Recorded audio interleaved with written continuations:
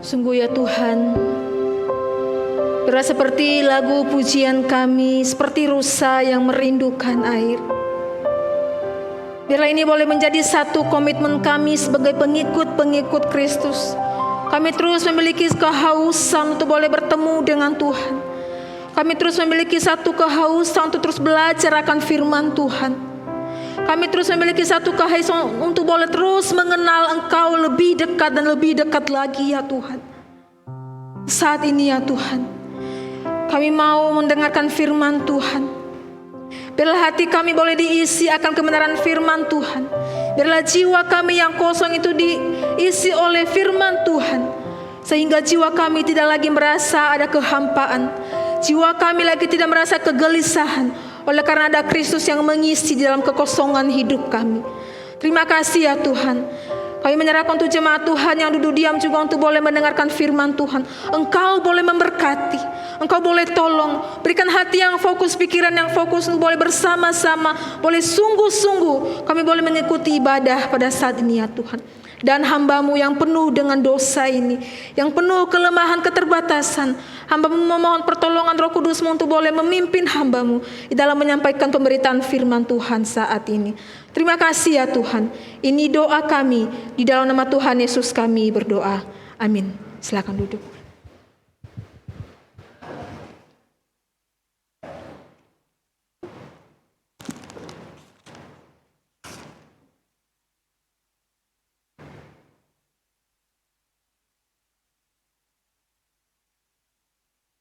Shalom, selamat pagi menjelang siang Bapak Ibu Saudara. Shalom.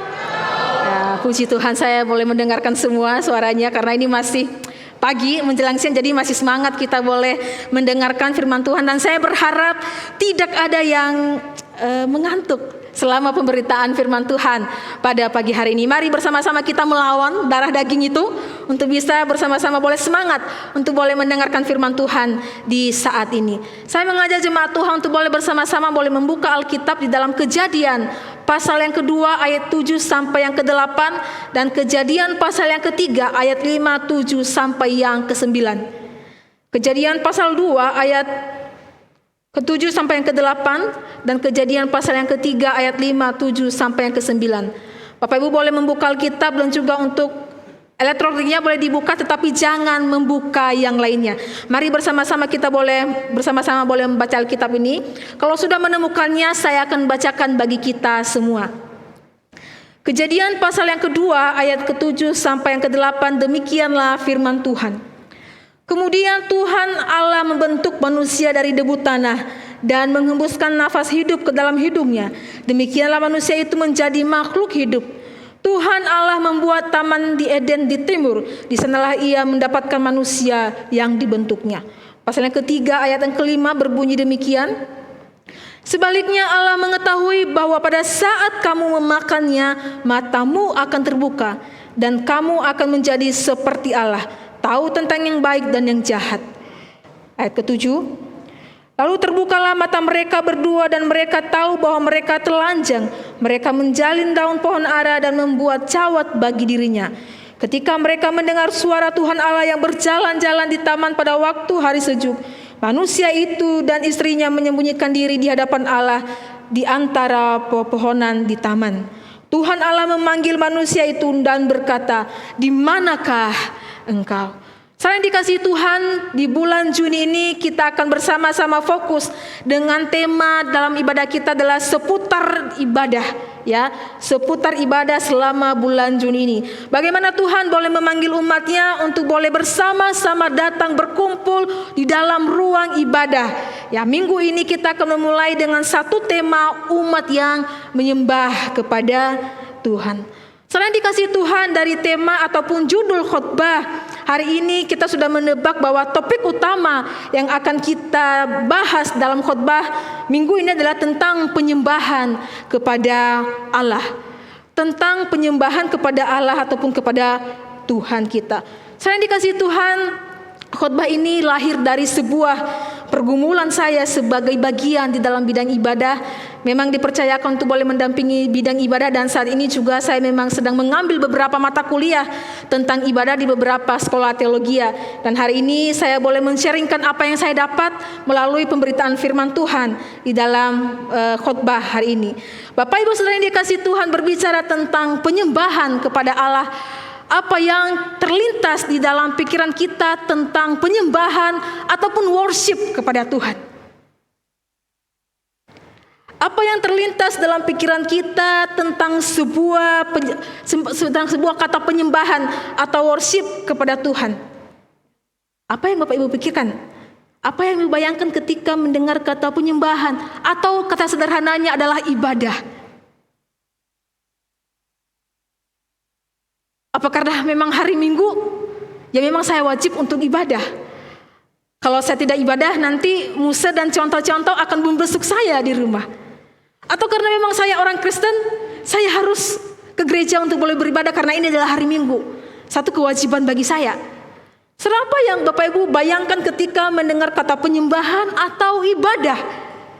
Pada umumnya kebanyakan orang langsung mengaitkan dengan sebuah kata keagamaan atau ritual sebuah keagamaan. Dan tentunya saja karena kita adalah seorang Kristen, maka kita akan menjelaskan bahwa penyembahan adalah satu kegiatan keagamaan yang dilakukan di gereja pada saat kebaktian atau pada saat kita sedang melakukan sebuah ibadah. Contohnya adalah penyembahan ketika kita mungkin bernyanyi, penyembahan ketika kita mendengarkan khotbah, atau ketika kita mengucapkan doa atau pengakuan iman rasuli dan lain-lain sebagainya. Saudara yang dikasihi Tuhan, penyembahan sebetulnya jauh dari lebih sekedar aktivitas keagamaan, sekalipun ibadah di gereja merupakan salah satu wujud yang sangat penting dari penyembahan kita kepada Allah. Ya, sangat jauh lebih ya, keagamaan sekalipun ibadah di gereja merupakan salah satu wujud yang sangat penting untuk kita beribadah atau penyembahan kita kepada Allah. Lalu apa definisi daripada penyembahan? Apa maksud daripada penyembahan? Saudara, dalam menjawab pertanyaan ini, kita melihat kembali bagaimana kisah penciptaan manusia yang pertama oleh Allah di dalam Kejadian pasal 1 dan juga pasal yang kedua. Manusia diciptakan sebagai penyembah. Manusia, kita diciptakan sebagai penyembah. Kita diciptakan sebagai penyembah oleh Allah, ya. Kita manusia didesain oleh Allah untuk bisa menjadi seorang penyembah. Kalau kita perhatikan dalam Kejadian 1 dan 2, Allah menciptakan semua ciptaan termasuk kita manusia. Kita manusia diciptakan dengan sungguh-sungguh sangat istimewa oleh Allah, di mana manusia berbeda dengan ciptaan yang lainnya. Manusia memiliki sesuatu yang tidak dimiliki oleh ciptaan yang lain. Manusia memiliki relasi yang sangat intim antara umat dengan Tuhannya. Manusia bisa bercakap-cakap dengan Allah secara intim. Manusia bisa berkomunikasi dengan Allah berinteraksi dengan secara dekat. Tidak ada jembatan pemisah antara manusia, antara umat dengan Allah. Itulah yang membedakan kita dengan ciptaan yang lain, saudara.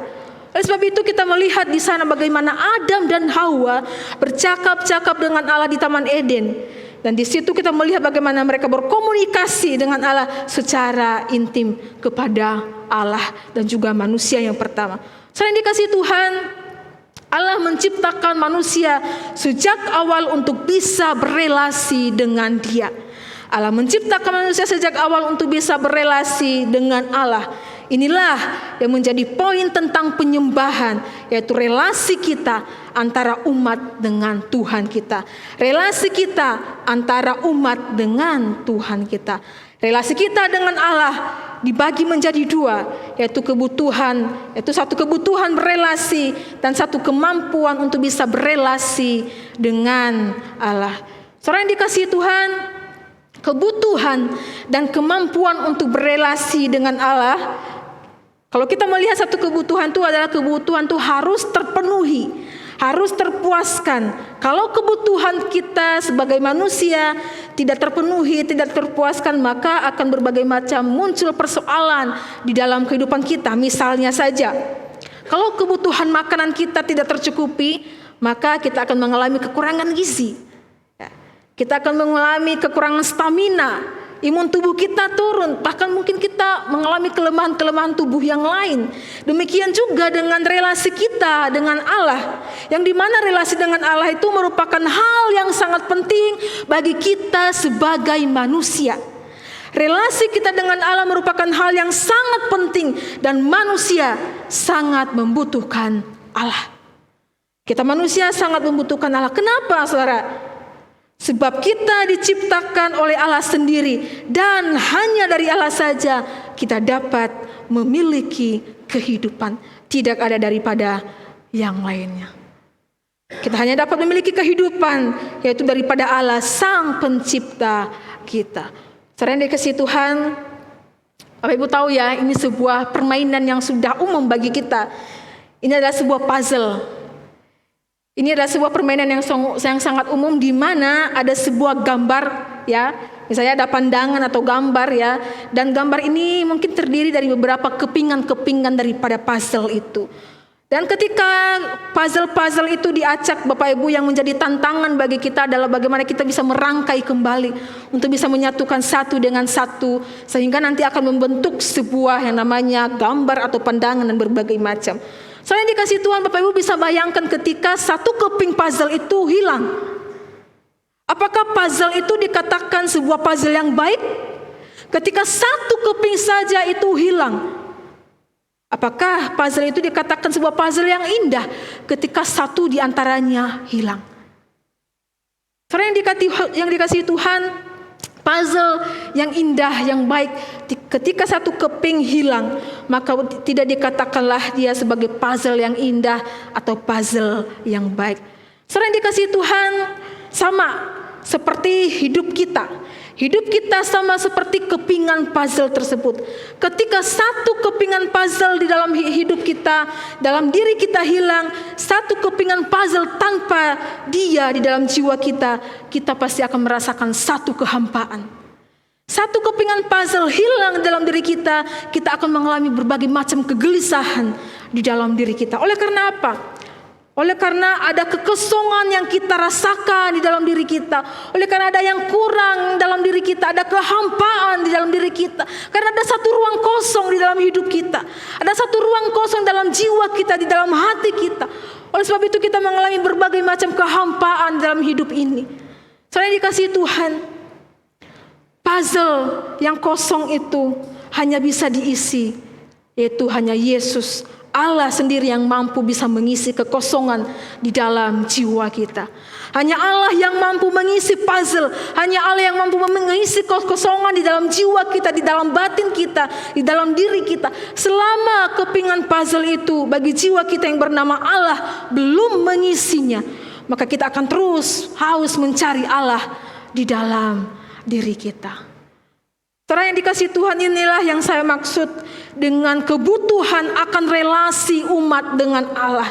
Relasi Allah merupakan satu kebutuhan yang sangat penting bagi jiwa kita sebagai manusia yang berdosa. Sebab kita manusia adalah manusia terbatas, penuh dengan kelemahan.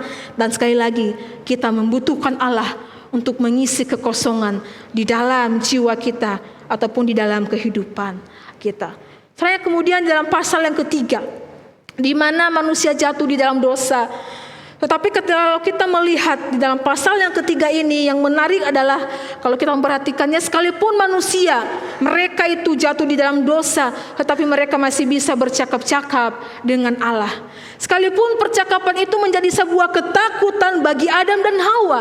Kenapa? Karena mereka sudah melakukan satu pelanggaran yang sudah mereka lakukan di hadapan Allah.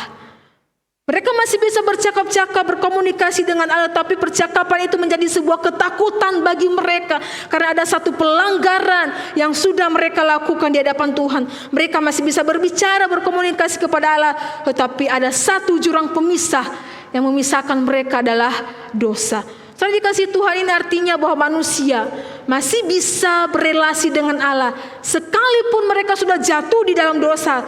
Akan tetapi dosa mengubah secara total kehidupan manusia. Yang tadinya kita bisa berkomunikasi dengan Allah secara intim, kita berkomunikasi dengan Allah, tidak ada jurang pemisah, kita bisa bertemu dengan Allah secara intim kepada Allah. Tetapi ketika dosa itu datang menghampiri manusia, maka relasi antara umat dengan Allahnya menjadi terpisah. Relasi antara umat dengan Allah menjadi terpisah. Adanya jurang pemisah bagi umat dan juga Tuhannya. Adanya jurang pemisah. Dosa menghilangkan kemampuan kita untuk bisa mengenali Allah yang sejati itu. Dosa menghilangkan kemampuan kita untuk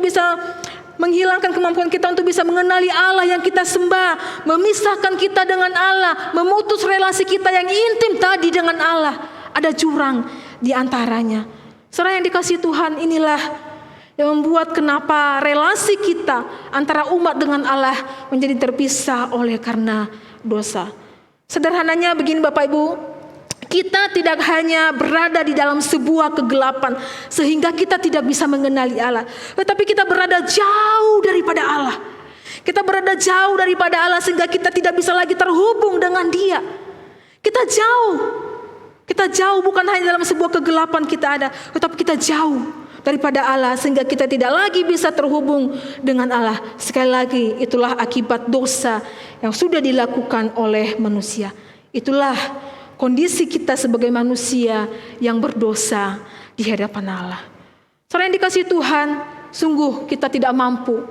Oleh karena kita manusia yang berdosa, tetapi kita membutuhkan Tuhan sebagai yang menebus kita sebagai umat yang ditebus. Yang kedua adalah kita ditebus dari dosa sebagai umat yang menyembah.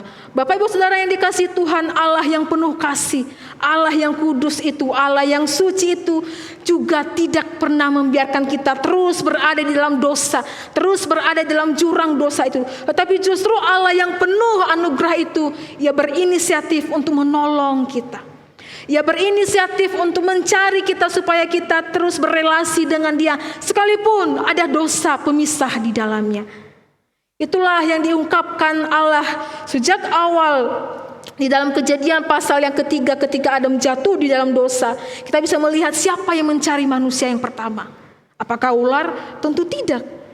Apakah binatang-binatang atau hewan? Tentu tidak. Tetapi Allah yang berinisiatif mencari manusia yang berdosa itu. Allah yang berinisiatif untuk bisa mencari kita, manusia yang sudah jatuh di dalam dosa. Soalnya Dia kasih Tuhan, pencarian Allah ini diekspresikan dengan pertanyaan, di manakah engkau? Di manakah engkau? Allah mencari kita. Dia tidak membiarkan anak-anaknya terhilang begitu saja. Ia tidak membiarkan kita terus berada dalam jurang dosa itu. Ia tidak membiarkan kita jauh daripada Dia. Ia tidak membiarkan kita terus dalam dosa kegelapan. Tidak. Tetapi Ia mencari kita, manusia yang berdosa. Di manakah engkau? Saudara yang dikasihi Tuhan, Ia mencari agar manusia kepunyaannya itu menjadi penyembah yang sejati. Kalau kita bisa melihat di dalam Yohanes pasal yang keempat, ayat yang ke-23 di bagian terakhir kalimat, Bapa menghendaki penyembah-penyembah yang demikian. Saudara, kalau memperhatikan kalimat kata demikian, kalau di dalam bahasa aslinya memakai kata zeteo yang diartikan mencari. Di situ ketika manusia sudah jatuh di dalam dosa, Allah terus mencari manusia itu. Ia tidak membiarkan kita itu jauh daripadanya. Meskipun ada dosa, Ia mencari, Ia menghendaki kita supaya kita ini bisa menjadi penyembah-penyembah yang sejati kepada Dia. Ia mencari kita manusia yang berdosa, Ia mencari kita yang sudah terhilang oleh karena dosa. Dan puncak dari Allah yang mencari manusia ada pada pribadi Yesus Kristus. Yesuslah yang memungkinkan kita untuk kembali menjadi penyembahnya. Artinya kita dapat berelasi dengan Allah kita. Kita dapat berkomunikasi. Kita bisa dapat membangun komunikasi lagi dengan Allah. Oleh karena Yesus yang sudah menggantikan kita di dalam dosa kita. Dia mampu memberikan kita hati yang mampu untuk menyembahnya kembali. Oleh karena Tuhan Yesus yang telah mendamaikan kita bersama dengan Allah. Sehingga Bapak Ibu Saudara, kita dilayakkan untuk menyembah dan menyenangkan Allah kita yang kudus itu. Sehingga saudara dikasih Tuhan Yesus Kristuslah yang menjadi wujud gambar Allah yang sejati itu, Allah yang tidak terhampiri oleh pikiran manusia itu, sebagaimana yang dikatakan di dalam Yohanes pasal 1 ayat ke-18, tidak ada seorang pun yang pernah melihat Allah, yang ada di pangkuan Bapa, dialah yang menyatakannya. Saudara, Tuhan Yesus datang melayakkan kita. Ya, Tuhan Yesus datang melayakkan kita, bisa bertemu dengan kita meskipun kita sudah penuh dengan dosa. Tetapi oleh karena Ia mencari kita manusia berdosa, Ia kembali menebus dosa kita untuk melayakkan kita menjadi penyembah-penyembah yang sejati kepada Allah. Memiliki relasi yang baik, memiliki satu komunikasi yang baik dengan Allah meskipun di dalamnya ada dosa. Saudara yang dikasihi Tuhan, inilah realita kehidupan kita sebagai manusia yang berdosa. Kita yang tadinya memiliki satu hubungan yang baik dengan Allah, kita yang tadinya diciptakan untuk menjadi penyembah Allah yang sejati, kita yang tadinya diciptakan untuk didesain oleh Allah untuk bisa menjadi penyembah yang sejati, tetapi oleh karena dosa memutus relasi kita dengan Allah. Tetapi syukur kepada Allah, Dia yang mencari kita, Dia yang tidak membiarkan kita terhilang itu, Dia yang tidak membiarkan kita dalam jurang kegelapan dosa itu, Ia mencari, Ia kembali mengangkat kita, melayakkan setiap kita untuk bisa menjadi penyembah-penyembah yang sejati. Bapak Ibu Saudara yang dikasihi Tuhan, dari semua pemaknaan ibadah umat yang menyembah Tuhan, beberapa hal yang harus kita pelajari. Yang pertama adalah bagaimana kita boleh mengutamakan sebuah ibadah. Bagaimana kita sebagai umat yang menyembah Allah itu kita boleh mengutamakan sebuah ibadah. Bapak Ibu yang dikasihi Tuhan, perlu kita memahami kenapa kita harus beribadah di dalam gedung gereja. Kenapa kok tidak di rumah saja? Ya. Kenapa menurut Bapak Ibu? Kan hari ini masih ada online. Kenapa saya harus datang ke gereja? Karena yang dikasihi Tuhan, ibadah adalah bagian dari hidup manusia yang sangat penting, di mana Allah menciptakan kita sebagai makhluk yang mempunyai kemampuan untuk bisa menjadi penyembah, yaitu penyembah untuk bisa menciptakan satu penyembah yang sejati. Ibadah adalah bagian daripada hidup manusia yang sangat penting. Kita harus mengerti bahwa ketika kita beribadah dalam sebuah gereja adalah untuk memuliakan Tuhan dan membangun kerohanian kita melalui firman yang sudah disampaikan. Dan juga kita belajar bersekutu bersama dengan saudara-saudara seiman kita. Di dalam sebuah gereja juga kita mau belajar. Di dalam gereja kita mau belajar pelayanan. Di dalam gereja juga kita mau belajar bagaimana merasakan kerendahan hati. Di dalam gereja kita mau belajar bagaimana dengan kasih dengan sesama. Di dalam gereja kita banyak belajar. Dan tentunya kita mau meresponi anugerah Tuhan. Dan kita diajar untuk melayani. Itulah sebabnya kenapa kita harus hadir di dalam gereja, mengutamakan ibadah daripada hal yang lain. Kalau Tuhan sudah mengizinkan bagi kita untuk boleh bekerja selama 6 hari, maka di hari yang ke-7 kita diizinkan untuk boleh mengutamakan ibadah, memberi diri untuk boleh beribadah kepada Tuhan. Untuk bisa sama-sama boleh meresponi panggilan Tuhan di dalam kehidupan kita. Dan juga kita boleh bersama-sama melayani satu dengan yang lain. Meskipun kenyataannya Bapak Ibu di dalam sebuah pelayanan, dalam sebuah gereja berbagai macam terjadi problematika. Tetapi justru itulah yang membuat kita semakin hari semakin diasah untuk bisa menjadi murid Kristus yang setia. Menjadi murid Kristus yang kuat, menjadi murid Kristus yang sungguh-sungguh menjadi penyembah yang sejati kepada Allah. Melalui semuanya itulah kita bertumbuh dan menikmati kasih Allah di dalam ibadah kita. Meskipun saat ini banyak anak-anak Tuhan yang menganggap bahwa ibadah bukan lagi sesuatu yang penting. Ibadah bukan lagi sesuatu untuk bisa menikmati Tuhan. Ibadah bukan lagi sesuatu hal yang penting bagi dia. Tidak. Tetapi yang terpenting adalah bagaimana ketika kita berfokus kepada Allah. Tuhanlah yang menjadi subjek utama di dalam penyembahan kita. Tuhanlah yang menjadi subjek utama dalam penyembahan kita. Tuhanlah yang menjadi fokus dan kesiapan hati kita di dalam ibadah kita. Karena kenapa? Karena kita rindu untuk bisa berinteraksi dengan Tuhan, menaikkan rasa syukur penghormatan kita kepada Allah yang kudus itu. Kita rindu diubahkan dari hari ke hari. Kita rindu untuk bisa memuliakan Allah melalui hidup kita di setiap saat. Lalu bagian yang kedua, Bapak Ibu, apa yang perlu kita pelajari?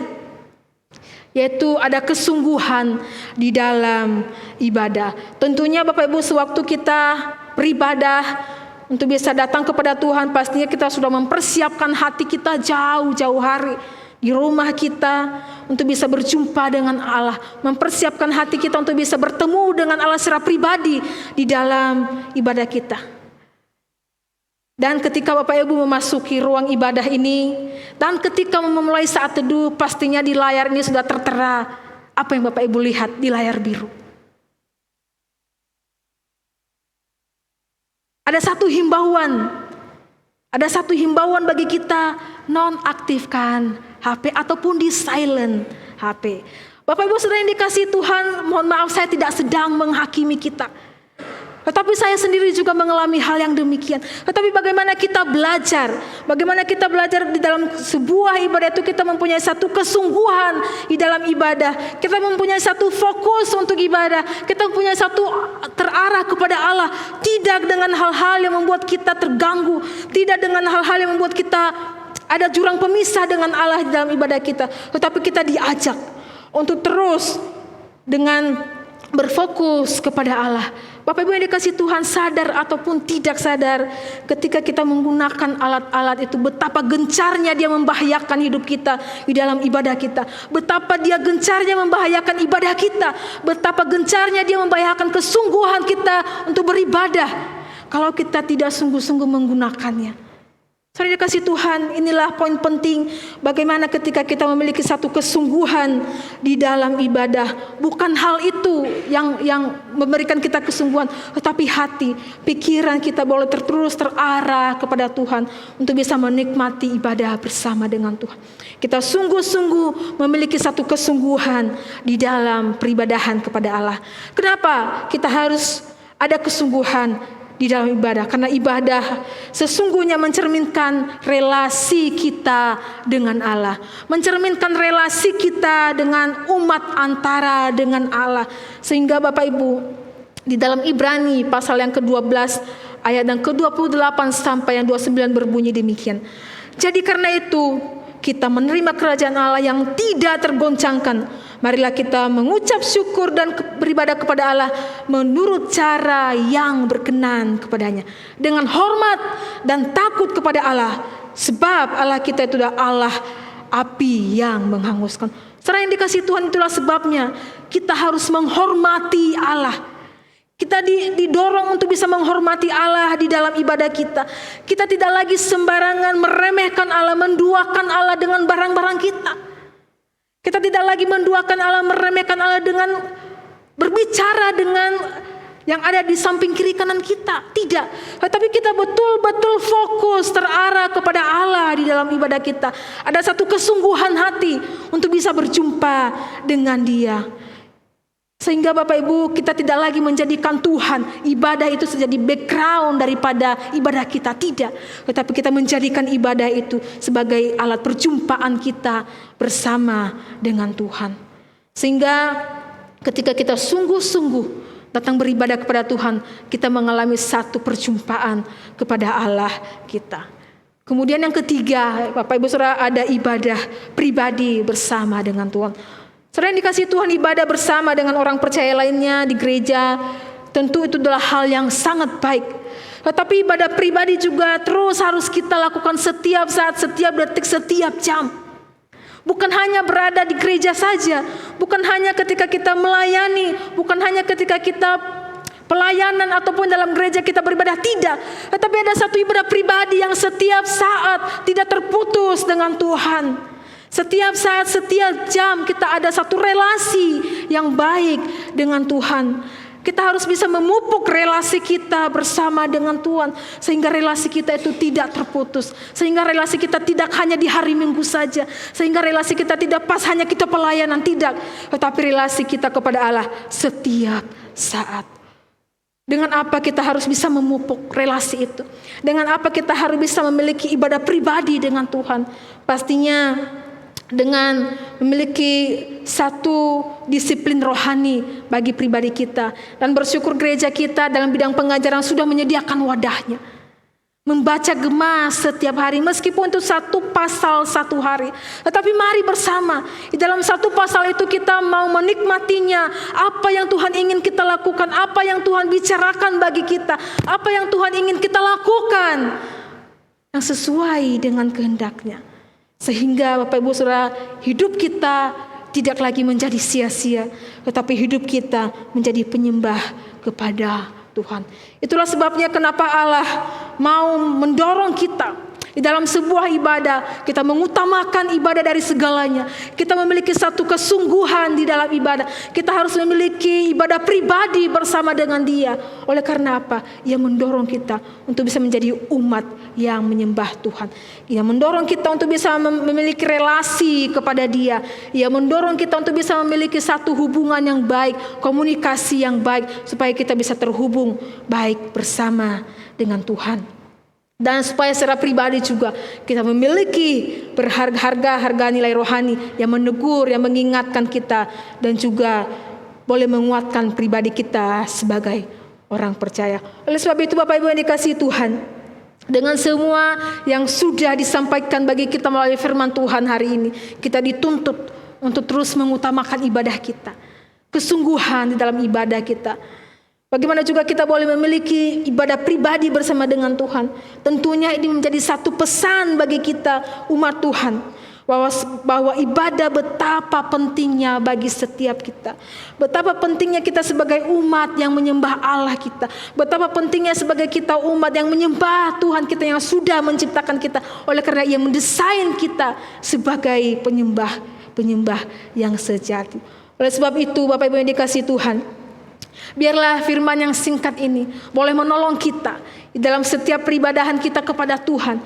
Mari bersama-sama kita boleh melihat pribadi kita. Apakah selama ini, bahkan mungkin saat ini kita boleh sungguh-sungguh mengarahkan pribadi kita kepada Tuhan. Apakah kita mengutamakan Dia dalam hidup kita? Apakah hari ini ibadah kita mengutamakan atau ada hal-hal yang mengganggu pikiran kita? Mari saudara, saya mengundang kita untuk boleh menundukkan kepala sejenak. Lihatlah hati pribadi kita masing-masing. Sungguhkah kita terarah kepada Tuhan saat ini? Sungguhkah kita memiliki satu motivasi yang baik untuk beribadah kepada Tuhan? Sungguhkah kita memiliki satu kesungguhan untuk bisa berjumpa dengan Dia di dalam peribadahan kita? Tuhan, Engkau melihat setiap kami. Engkau melihat setiap pribadi-pribadi kami. Engkau melihat bahkan setiap umat-Mu yang saat ini sedang berdoa. Ketika kami saat ini sedang mendengarkan firman Tuhan, ketika kami boleh mendengarkan firman Tuhan, membaca firman Tuhan, apakah kami menjadikan ibadah kami adalah yang utama di hadapan Tuhan? Ampuni kami Tuhan. Ketika saat ini Engkau menemukan hidup kami, ketika di dalam peribadahan yang saat ini Engkau menemukan kami jauh daripada yang seharusnya Tuhan inginkan, jauh daripada yang seharusnya Tuhan kehendaki di dalam hidup kami. Ampuni kami. Ampuni kami ya Tuhan. Ampunilah kami. Tetapi biarlah Tuhan, dengan kasih-Mu Engkau mencari kami. Engkau menemukan kami kembali. Dan ajar kami untuk boleh menjadikan ibadah itu bagian penting di dalam hidup kami. Bagaimana kami boleh terhubung dengan Tuhan. Terima kasih ya Tuhan. Terima kasih untuk firman Tuhan yang Tuhan sudah sampaikan bagi setiap kami saat ini. Ampunilah kami, ampuni juga hamba-Mu yang menyampaikan yang penuh dengan keterbatasan, penuh kelemahan, penuh dengan dosa ini. Tetapi mari sama-sama kami boleh mau belajar ya Tuhan. Bagaimana kami boleh menjadi umat-Mu yang menyembah kepada Tuhan. Engkau boleh menciptakan kami untuk boleh menjadi penyembah-penyembah-Mu ya Tuhan. Terima kasih ya Tuhan, terima kasih. Ini doa kami, di dalam nama Tuhan Yesus kami berdoa. Amin.